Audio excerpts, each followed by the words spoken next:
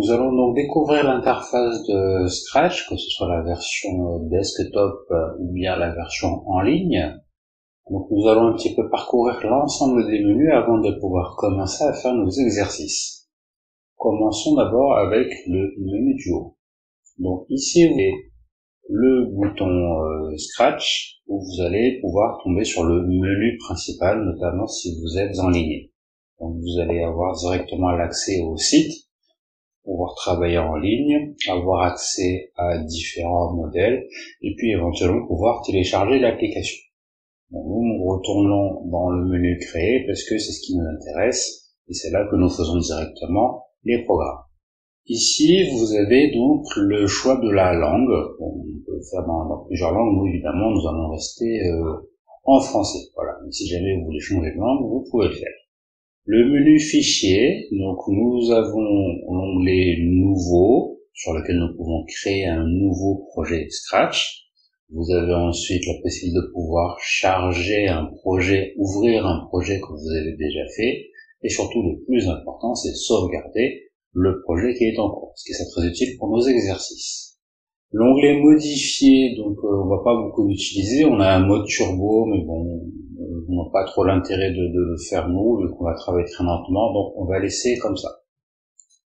Ensuite, l'onglet qui peut être intéressant pour vous, c'est l'onglet tutoriel. Donc il y a, vous voyez, il y a plusieurs modèles qui ont déjà été créés par Scratch.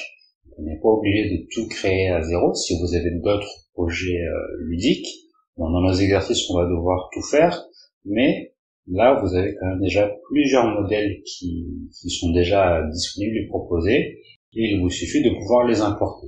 Par exemple, prenons-en un au hasard, prenons par exemple les codes cartoon, voilà, et donc il va s'afficher, il va s'ouvrir, et vous allez directement avoir le guide pour pouvoir créer, voilà, pour pouvoir créer le même type de programme.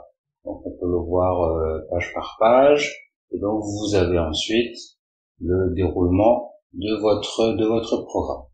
En bas, vous avez également d'autres menus. Vous voyez ici, vous pouvez ajouter des extensions. Donc ça peut être utile pour certains des programmes. Nous, dans ce que nous ferons pour l'exercice du collège, il n'y en a pas besoin, mais vous pouvez vous amuser à découvrir et à rajouter d'autres extensions à Scratch pour pouvoir faire d'autres types de programmes et d'autres types de jeux. Ensuite, ici, vous avez alors choisir un sprite. Donc sprite, ce sont les fameux lutins. Ce sont donc les différents modèles de personnages, d'animation ou de graphiques que l'on peut insérer dans Scratch et que l'on pourra animer. Voilà, par exemple, si j'en prends un au hasard, je prends Ballerina, vous voyez, voilà, j'ai pu l'intégrer, l'insérer directement dans mon interface et je la retrouverai plus tard. Donc là, ici, vous voyez, j'ai Sprite 1 qui est par défaut le personnage du chat Scratch et ici, j'ai ma petite ballerine. Donc là, après, voilà, vous pouvez donc choisir le sprite, vous pouvez le repeindre.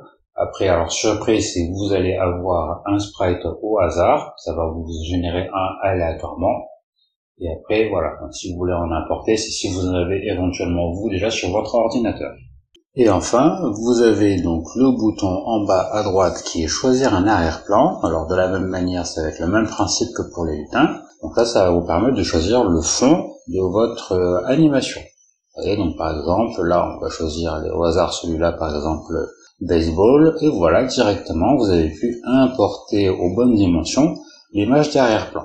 De la même manière, donc vous pouvez en chercher, vous pouvez en peindre, vous pouvez en choisir un au hasard, et éventuellement en importer depuis votre ordinateur. Donc voilà pour la présentation générale des différents menus de l'interface de Scratch.